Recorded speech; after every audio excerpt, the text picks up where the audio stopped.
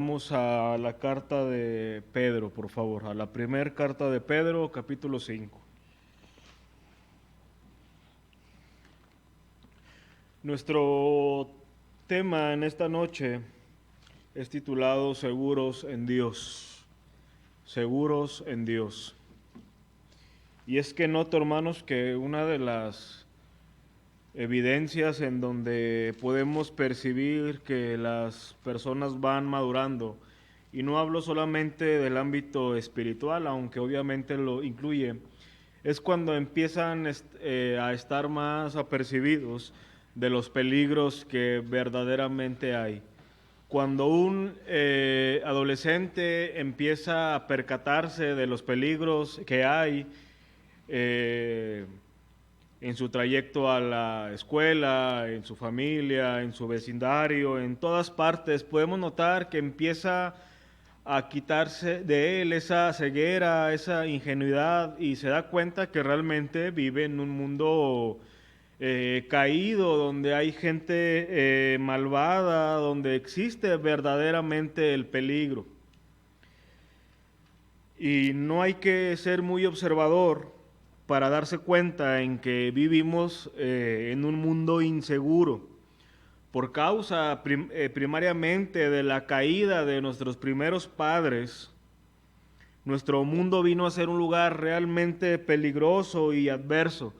Y no me refiero, hermanos, meramente a las cosas que atentan a nuestro patrimonio en cuanto a los bienes, o a nuestra salud, o a nuestras familias, de los cuales es una realidad que cada vez más la maldad en ese ámbito aumenta.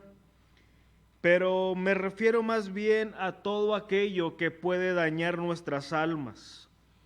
De hecho, los peligros que no suelen verse suelen ser más perjudiciales que aquellos que se ven, porque los que se ven lo notamos y estamos atentos, y ya sabemos que uno no puede dejar la puerta de su casa abierta, que tiene que checar bien al momento de dormirse, etcétera, etcétera.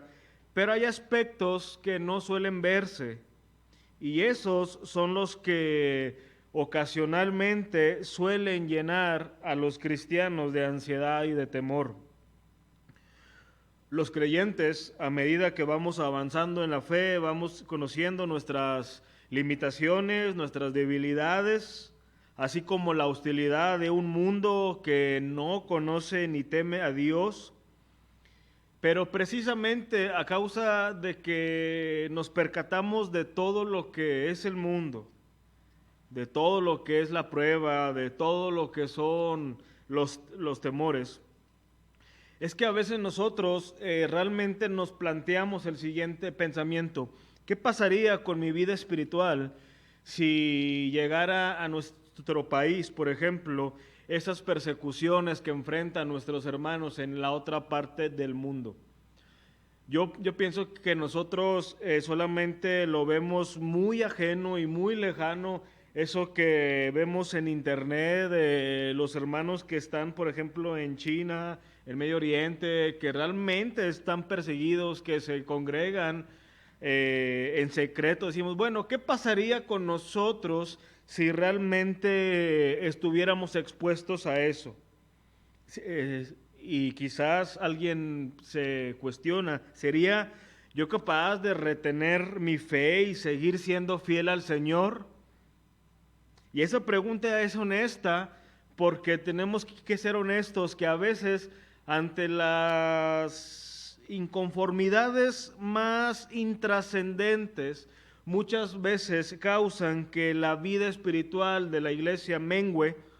Y hablando de aspectos secundarios, leves y pasajeros, ahora, ¿qué sería con las cosas que realmente son trascendentes?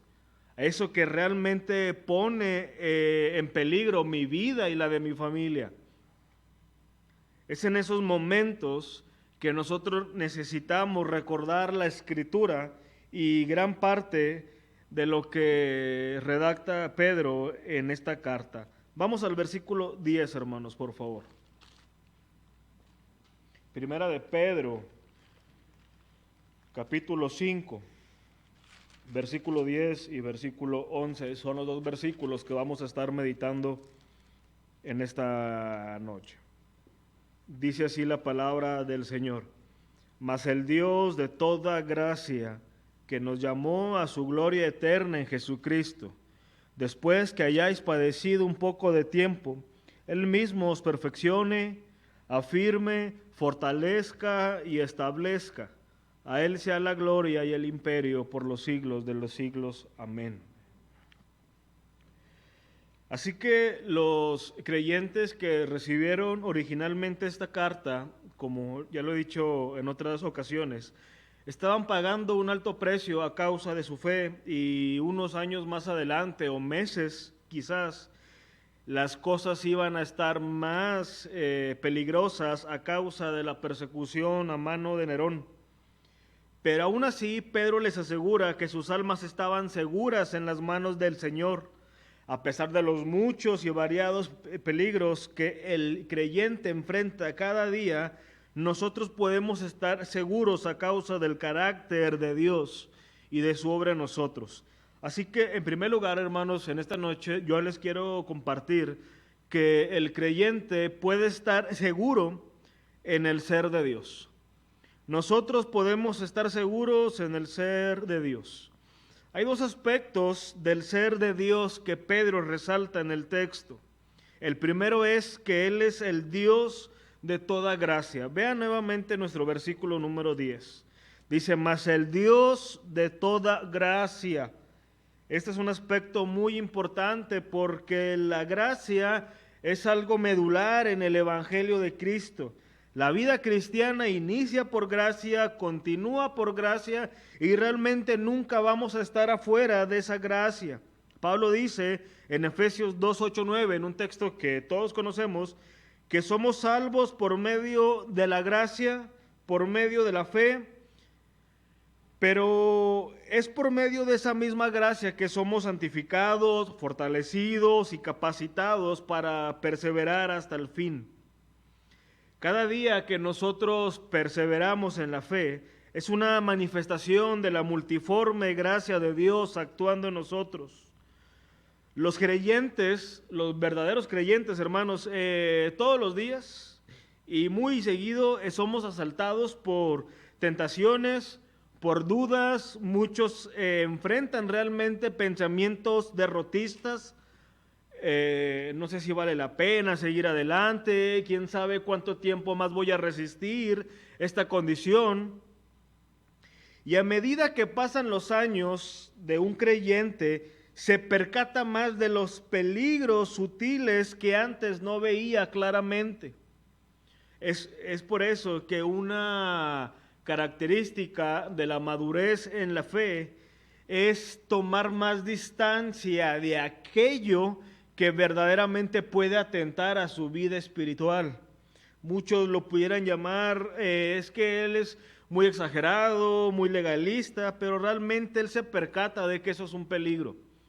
Antes decíamos, no pasa nada, y coqueteábamos con ciertas cosas.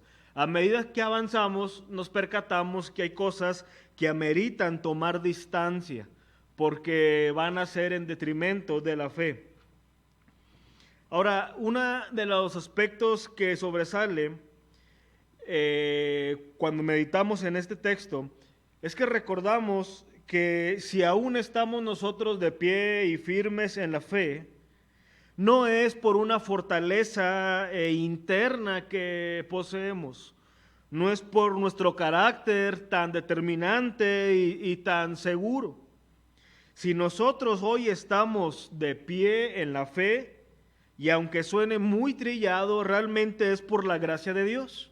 O sea, no es nuestra propia fuerza, no es nuestro carácter, no es nuestro determinismo, es la gracia del Señor que nos mantiene de pie. Es triste que muchos que profesaban la fe en algún momento se apartaron. Pero ¿cuántos continúan aún corriendo esa carrera y enfrentan las mismas debilidades y aún más difíciles? Y la pregunta es, ¿por qué en algunos esas mismas pruebas los alejaron y por qué en otros esas mismas pruebas los afirmaron? ¿Cuál es la diferencia? Bueno, una cosa sí tenemos que tener claro, hermanos, no es que nosotros hayamos sido mejores que los que se apartaron. La gran diferencia es la gracia de Dios. La gracia de Dios, porque si decimos, bueno, aquel que enfrentó esa prueba, una pérdida de un familiar y lo apartó, a veces unos tan fácilmente dicen, bueno, yo pasé por lo mismo, pero yo sigo aquí. Si esa persona no entiende que la gran diferencia fue la gracia de Dios, no ha entendido lo que trata la fe cristiana.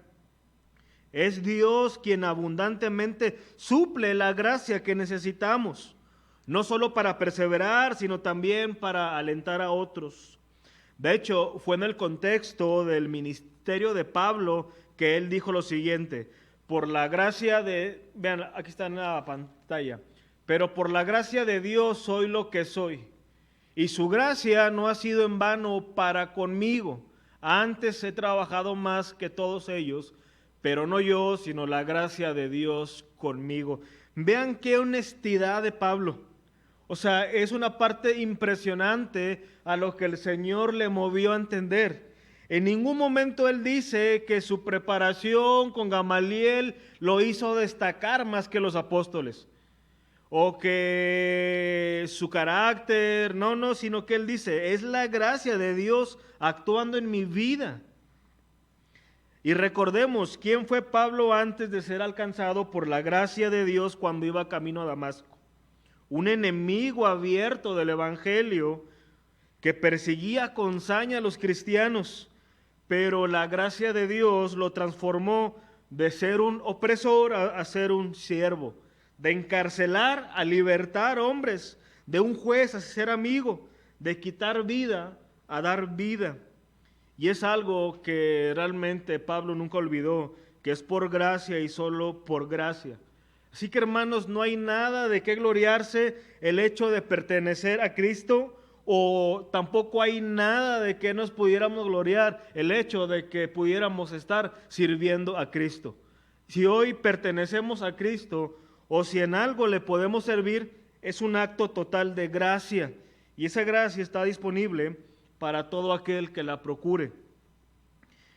En este punto es muy importante corregir un concepto erróneo bastante común en cuanto al tema de la gracia divina. Muchos piensan que la gracia y el esfuerzo humano son incompatibles. De hecho, muchos dicen, si es por gracia, entonces se supone que yo no debo hacer absolutamente nada. Yo tan solo tengo que estar en quietud y dejar que Dios actúe, porque cuando yo me quedo quieto, Dios obra. A esto se le conoce como el quietismo. Quédate quieto, espera en Dios, porque Él actúa cuando tú decides dejar de actuar. Pero la Biblia, la Escritura, que es nuestra fuente de autoridad, no contrapone la gracia del Señor con el correcto esfuerzo humano. Vean lo que Pablo le dice a Timoteo. Tú pues, hijo mío, esfuérzate en la gracia que es en Cristo Jesús. No hay contradicción alguna en dicha frase. Debemos esforzarnos en la gracia. Ahora, ¿cómo pasa esto? Haciendo un uso diligente y fiel de los medios de gracia que Dios ha provisto para fortalecernos. Es decir, no es que leemos la Biblia, que oramos, que nos congregamos para comprar el favor de Dios. Por supuesto que no. No importa cuánto hagamos, nunca seremos merecedores de la gracia divina. Nunca va a ser así. Pero así como Dios ha provisto ciertos medios para mantener nuestra salud del cuerpo, así también Dios nos proporciona ciertos medios, recursos espirituales para otorgarnos dicha gracia. Así que Dios nos ha dejado la Escritura, Dios ha instituido su iglesia, Dios nos ha dado el recurso valioso de la oración, y hacemos bien en esforzarnos en leer las Escrituras, en permanecer en oración, en permanecer en comunión con los santos. Y cuando yo me esfuerzo correctamente en esa gracia, es que el Señor bendice mi vida. La gracia de Dios, dice Pedro en el capítulo 4, versículo 10, que es multiforme. Y la idea que esa palabra comunica es que es rica en variedad. Una gracia que se manifiesta de diferentes maneras, supliendo dones, capacidades de servicio, consolando, fortaleciendo, alentando, reprendiendo. Es por eso que muchas veces sentimos vergüenza por nuestros pecados y somos movidos por gracia al arrepentimiento. Es por eso que hoy usted puede servir en la iglesia por esa multiforme gracia que el Señor da. Así que, hermanos, algo que tenemos que constantemente meditar es que mes tras mes, día tras día, año tras año, es únicamente por esa multiforme gracia de Dios que podemos permanecer de pie en la fe. Si tan solo, hermanos, el Señor quitara su gracia de nosotros, ninguno de los que está presentes pudiéramos permanecer un solo segundo adorando realmente al Señor. Tomando en cuenta todos los peligros que amenazan nuestras almas, es un verdadero milagro que una persona pueda mantenerse de pie y firme en la fe. Pero al Dios que servimos y adoramos, dice nuestro texto, es el Dios de toda gracia. Y es por esa bendita gracia, actuando extraordinariamente, secretamente, es que nosotros seguimos aquí. De hecho, es muy importante que cuando leamos la Biblia observemos ciertos detalles. Por ejemplo, en Apocalipsis 7, no vamos a ir ahí, pero se nos presenta una visión que tuvo Juan cuando vio a una gran multitud que no se podía contar, de todo pueblo, lengua, tribu y nación, que estaban seguros en la presencia de Dios adorando. Ahora, ¿cómo fue que tantas personas de todos los tiempos y tan diferentes llegaron a ese punto? Por la multiforme gracia de Dios. Pero hay algo más que Pedro resalta en nuestro texto sobre el ser de Dios. Vean el versículo 11. A Él sea la gloria y el imperio por todos los siglos de los siglos. Amén.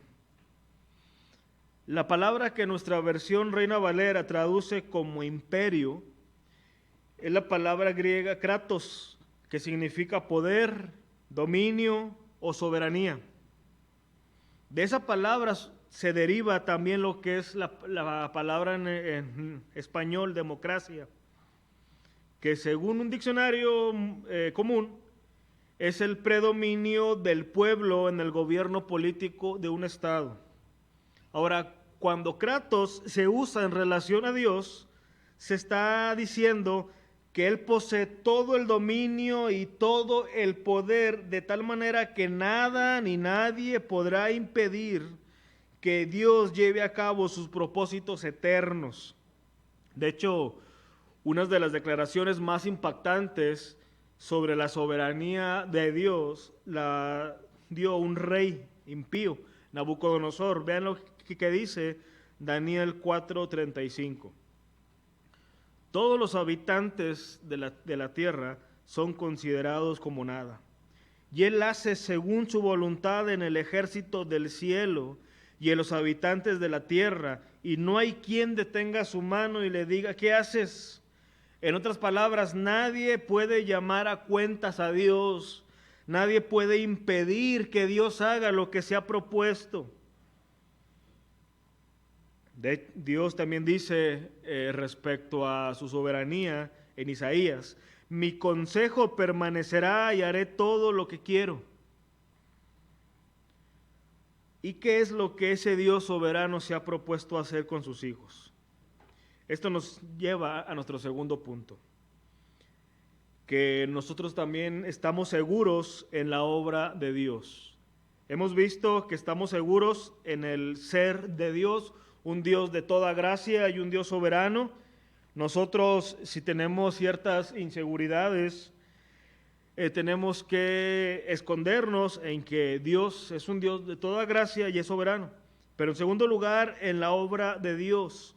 Y lo primero que Pedro señala en el texto es que Él nos llamó a su gloria eterna en Jesucristo. Vean nuevamente el versículo 10, hermanos. Mas el Dios de toda gracia que nos llamó a su gloria eterna en Jesucristo. Ese Dios de toda gracia y de todo dominio y todo soberano nos ha llamado personalmente con un llamamiento eficaz e irrevocable a que participemos de su gloria eterna. En otras palabras, Dios nos ha llamado a que podamos reflejar en el máximo grado que seamos capaces las excelencias morales que lo hacen a Él un ser glorioso. Y todo eso en virtud de nuestra unión espiritual con Cristo. Es por la obra redentora de Cristo que podemos reflejar esa gloria de Dios. Y cuando en algún momento nosotros estemos ya en su presencia, libres ya totalmente de la presencia pecaminosa, ese propósito sublime por el cual fuimos creados ha de cumplirse con toda certeza, sin el menor asomo de duda. Pero mientras tanto estamos aquí luchando con el pecado, con inseguridades, con incertidumbres, con dudas. Pero Pedro nos da 4 razones, vean en el texto, para poder estar seguros. Él dice, una vez que Dios nos llamó a su gloria eterna, Él dice que él mismo nos va a perfeccionar, nos va a afirmar, nos va a fortalecer y Él nos va a perfeccionar, afirmar, fortalecer y establecer. Pero esto es muy importante porque los verdaderos creyentes van a perseverar hasta el fin, seguros en las manos de Dios, porque nada ni nadie puede evitar los designios. Así que Dios dice que nos va a perfeccionar, afirmar, fortalecer. Ahora, ¿qué significa esto? ¿Cómo nosotros podemos estar seguros en la obra del Señor? Esa palabra que es perfeccionar, sencillamente significa completar, arreglar y equipar. Nos recuerda, hermanos, que Dios está trabajando con nuestros defectos y debilidades a la vez que nos equipa para la vida y el servicio cristiano.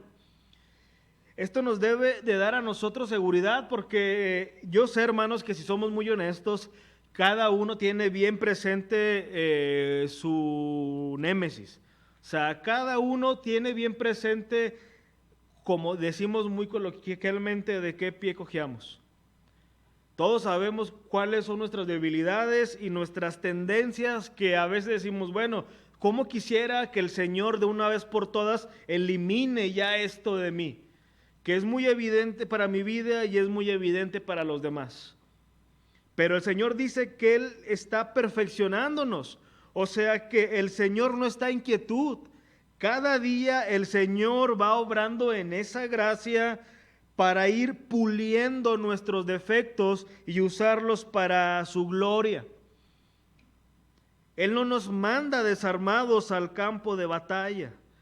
Es por medio de su palabra y de su espíritu que el Señor nos va capacitando para salir airosos de esas tan prominentes debilidades. Es por eso, hermanos, que insistimos a todos los de la iglesia que no falten a la comunión de estar aquí reunidos, porque Dios no solamente nos capacita o nos perfecciona por su palabra, sino que también en la comunión con los santos. El hecho de venir a la iglesia, hermanos, hay múltiples propósitos. Usted escucha la palabra, pero aparte de estar escuchando la palabra, a medida que usted tiene comunión verdadera con los santos, Dios usa a los hermanos para pulirnos. La Biblia dice que hierro con hierro se aguza. Así que cuando usted tiene comunión, usted se perfecciona. Y cuando usted viene a la iglesia y sale rápido, usted se pierde de ese precioso momento en el que el Señor lo puede perfeccionar.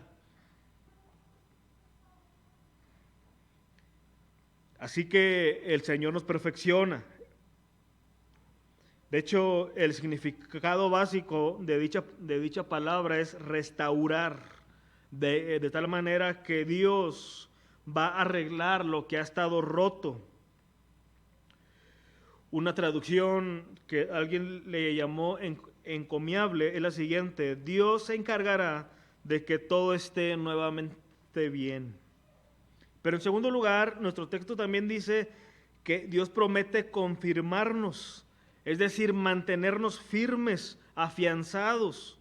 Esta palabra se usaba en los días de Pedro para proveer la acción de proveer estabilidad por medio de un soporte. Como decíamos al principio, muchas veces los creyentes sienten el temor de caer y ser una deshonra para el nombre del Señor. Pero Dios promete aquí darles una estabilidad que necesitamos para mantenernos firmes hasta el fin. Puede que en algún momento los creyentes se tambaleen, como sucedió con el mismo Pedro cuando Satanás los zarandeó. Pero al final Dios les dará la victoria segura. De hecho, esa promesa es muy similar a la que hallamos en 2 Tesalonicenses, capítulo 3, versículo 3, cuando se nos dice: pero fiel es el Señor que os afirmará y os guardará del mal. Yo no sé, hermanos, si tú verdaderamente meditas en tu vida espiritual, de tal manera que cuando te examinas a la luz de la palabra, tú dices: bueno, realmente me da pánico defraudar al Señor, no a los hombres, no a lo que pudieran esperar de mí, al Señor. Y de pronto empezamos a pensar en las implicaciones de nuestra deshonra, de defraudarlo verdaderamente, pero algo que nos debe de proveer seguridad a nosotros es que el Señor nos confirmará, así, Él va a hacer lo necesario para que permanezcamos fiel hasta el final.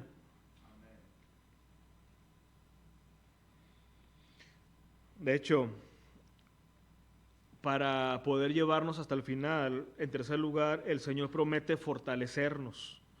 No solamente para que podamos resistir, sino también para que podamos llevar a cabo lo que Dios demanda de nosotros. En otras palabras, no solo podemos resistir, sino también avanzar. La vida cristiana, hermanos, no va a ser solamente de estar resistiendo en agonía, sino que la gracia de Dios nos va a permitir estar fuertes para avanzar. Es por eso que una evaluación que tenemos que hacer es cómo vamos avanzando año tras año en la fe. No es posible, hermanos, que cada año batallemos con lo mismo.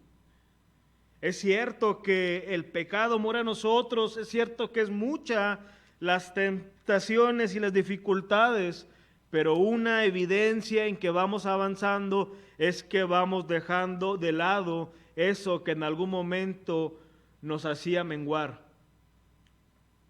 Si usted era de los que al principio batallaba mucho para venir a la iglesia, porque es que los domingos en la mañana es el único día que descansa y la oportunidad para levantarse tarde, es evidente que para un nuevo creyente va a ser una lucha eso. Pero para los que tenemos tiempo, eso debe ser algo hasta por automático y así muchas cosas. Porque el Señor ha prometido fortalecernos. No solamente resistimos, sino que también avanzamos. Y finalmente Dios promete establecernos, es decir, hacer ineficaces los ataques del maligno para que permanezcamos anclados en la salvación que es en Cristo Jesús, firmes en el fundamento de la fe.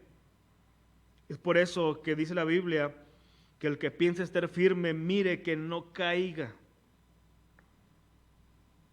Pero todos los ataques del infierno no podrán apartar a un verdadero hijo de Dios de la mano de Cristo y de su Padre. Ahora bien, aquí hay algo muy importante. Lo que Dios promete no es que sus hijos serán librados de dificultades, sino que Él hará una obra a pesar de las dificultades y por medio de ellas. Vean nuevamente el versículo número 10. Mas el Dios de toda gracia, que nos llamó a su gloria eterna en Jesucristo, después que hayáis padecido un poco de tiempo. Hay un comentarista que se llama Dustin y dice lo siguiente respecto a este texto. La soberanía de Dios no elimina el dolor y el mal que afrontamos en la vida. Hacen que obren para un bien mayor. Las aflicciones que vienen a la vida del creyente no lo llevan a apartarse del Señor, sino más bien a afirmarlo en la fe. Es por eso que Pablo dice en Romanos 5 que nos gloriamos de las tribulaciones, sabiendo que la tribulación produce paciencia y la paciencia esperanza.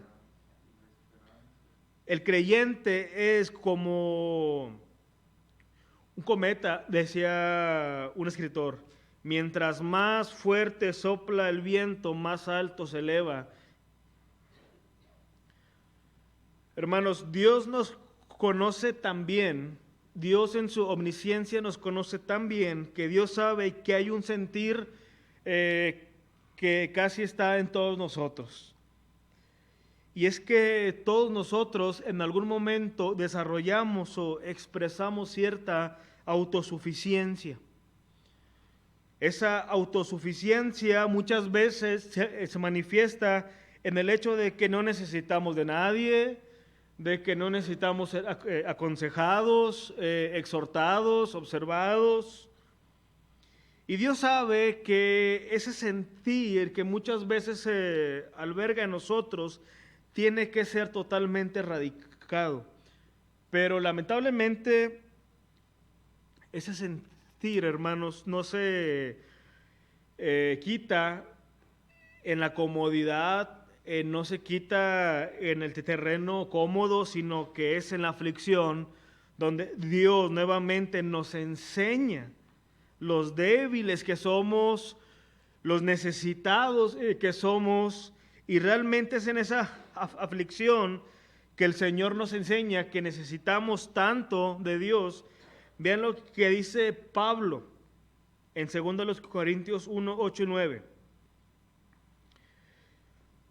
Que bajo el contexto, bueno, está muy largo.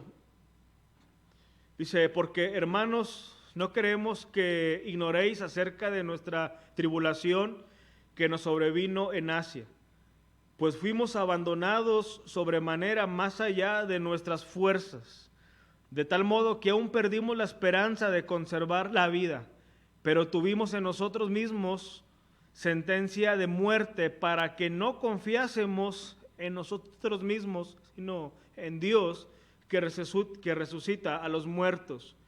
O sea, Pablo tuvo que pasar por tal aflicción para tener que aprender a no confiar en sí mismo. Así que cuando nuestro texto dice que tengamos que padecer por un poco de tiempo, es precisamente para que nosotros erradiquemos todos esos aromas del viejo hombre y todas esas imperfecciones. Así que paradójicamente, hermano, cuando tú pasas por ese tiempo de adversidad y de aflicción, tú y yo debemos de agradecer a Dios porque el Señor está obrando en nuestro perfeccionamiento. Dios está depurando en nosotros todas las imperfecciones de tal manera que podamos reflejar a Cristo de una manera más excelente. Ahora noten que si bien tendremos que padecer, Pedro señala que es por un poco de tiempo. El versículo 10 dice, mas el Dios de toda gracia que nos llamó a su gloria eterna en Jesucristo, después que hayáis padecido un poco de tiempo, ninguna aflicción presente será eterna, ningún dolor presente va a ser para toda la vida. De hecho, cuando lo comparamos, ese dolor presente con la gloria que está reservada para nosotros, es nada. Por eso dice Pablo las aflicciones del tiempo presente no son comparables con la gloria que en nosotros se ha de manifestar. Romanos 8:18.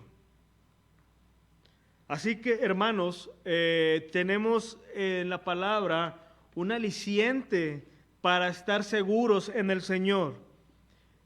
Es un Dios de toda gracia, es un Dios todo soberano, pero Dios en su obra nos promete perfeccionarnos, afirmarnos, fortalecernos y establecernos. Así que quiero concluir, hermanos, con lo siguiente. Nuestros temores e inseguridades espirituales no son meramente una característica de que no somos creyentes.